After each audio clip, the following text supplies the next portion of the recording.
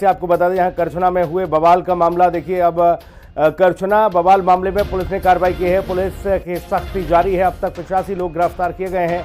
Bhim army के उपाध्यक्ष समेत 54 लोग नामजद हुए हैं। 550 से ज्यादा अज्ञात लोगों के खिलाफ मुकदमा दर्ज किया है। तो ये मामला बढ़ता जा रहा है। इसमें गिरफ्तारियां शुरू हो गई हैं। 85 के करीब लोगों को हिरासत में लिया गया है।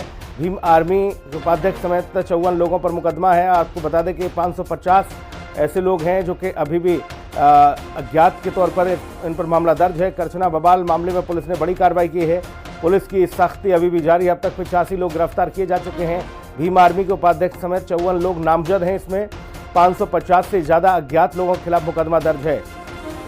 तो बड़ी खबर, प्रयागराज में करछना में बवाल हुआ था और इस बीच आपको बता दें यहाँ पर देखिए किस तरह से तोड़फोड़ की गई थी, बवाल हुआ था। सौरभ हमारे सहयोगी ज़्यादा जानकारी के साथ मौजूद हैं। सौरभ, अब तक 54 लोगों को और बताया जा रहा है जल्दी ही हिरासत में लिया जाएगा। 85 लोग गिरफ्तार कर लिए गए हैं। अब कहाँ तक पहुँचा है पुलिस कार्रवाई का ये पूरा सिलसिला?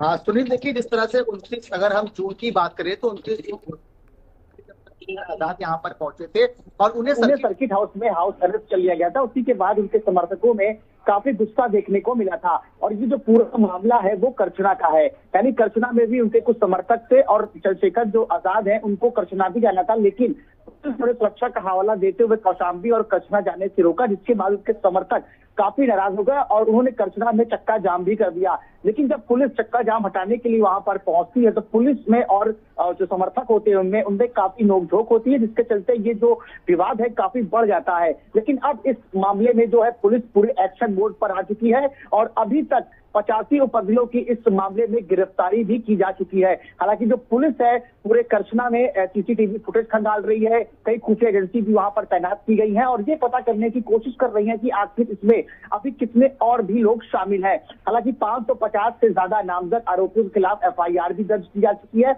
और 85 लोगों की अरेस्टिंग भी की जा चुकी है और उन्हें जेल भी भेज दिया गया है। लेकिन पुलिस अभी भी इस मामले को लेकर शांत नहीं बैठी है। वो लगातार करछना के जितने भी गांव हैं, इलाके हैं, वो वहां पर लगातार जांच पड़ताल करती हुई नजर आ रही है।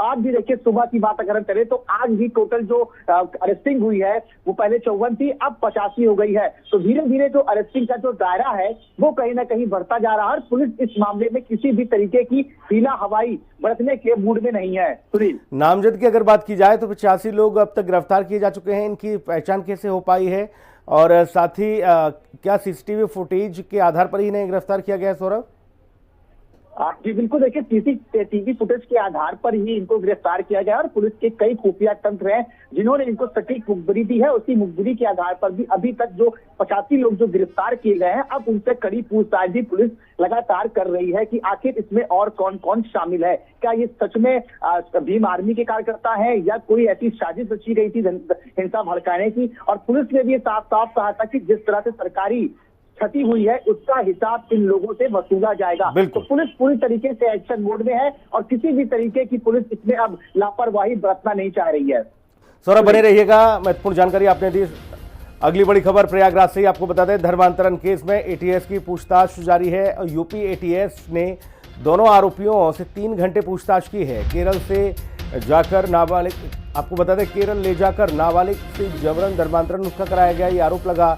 साजिश में अंतर्राष्ट्रीय इस्लामिक नेटवर्क होने की आशंका है। आरोपियों के मोबाइल बैंक ट्रांजैक्शन की भी जांच की जा रही है। अब ATS ने इस पूरे मामले को संभाल लिया है। पुलिस पहले से ही इस मामले में देखिए लगातार पड़ताल कर रही थी, लेकिन अब ATS की एंट्री हुई है और ATS अब आरोपियों से पूछताछ में जुटी हुई है। 3 से ज़्यादा घंटे तक ATS ने पूछताछ की है।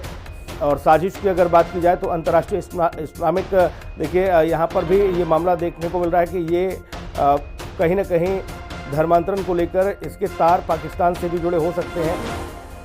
अंतर्राष्ट्रीय इस्लामिक नेटवर्क की आशंका है। सौरभ हमारे सहयोगी लगातार बने हुए हैं। सौरभ, ATS की एंट्री हो गई है इस मामले में और क्या कुछ अब तक पूछताछ में सामने आ पाया है? देखिए पहले सुनील हम ये बताएंगे पूरा मामला जो है वो प्रयागराज के फूलपुर में स्थित लीलाहट गांव पे, जहां पर 15 वर्षीय पीड़ित नाबालिग को उसकी सहेली दरकशा बानो और उसका जो साथी है मोहम्मद कैफ, वो अपने साथ केरल ले गया और वहां पर उससे उसका धर्म परिवर्तन चेंज कराने के साथ साथ उसे आतंकी करने की जो साजिश थी, कहीं ना कहीं पुलिस ने उसकी पूरी तरीके से पर्दाफाश कर दिया है। हालांकि अब इस पूरे केस में ATS की एंट्री हो चुकी है और ATS ने दरकशा बानो के साथ साथ जो उसका साथी मोहम्मद कैफ है, उससे लगभग 3 घंटे कड़ी पूछताछ की है। उससे साफ साफ पूछा है कि क्या इसमें और भी गिरोह शामिल है, आखिर जो पीड़ित नाबालिग लड़की है वो आपके संपर्क में कैसे आई, तुम्हारे संपर्क में कैसे आई, और उसको आगे ले जाके क्या प्लानिंग थी। हालांकि दरकशा जो बानो है वो पीड़ित नाबालिग की सहेली है और दोनों लोग एक कोटेदार की शादी में गए थे, जहां पर जो दरकशा बानो है उसने उसको पैसे का लालच दिया, मोबाइल का लालच दिया। उसने कहा कि मेरे साथ केरल चलो, तो वहां पर उसके धर्म परिवर्तन करने की जो साजिश थी वो कहीं ना कहीं नाकाम हुई। हालांकि 8 मई को लड़की गायब हुई थी और 28 जून को परिजन ने फूलपुर थाने में इसकी रिपोर्ट की गुमशुदगी की रिपोर्ट दर्ज कराई थी।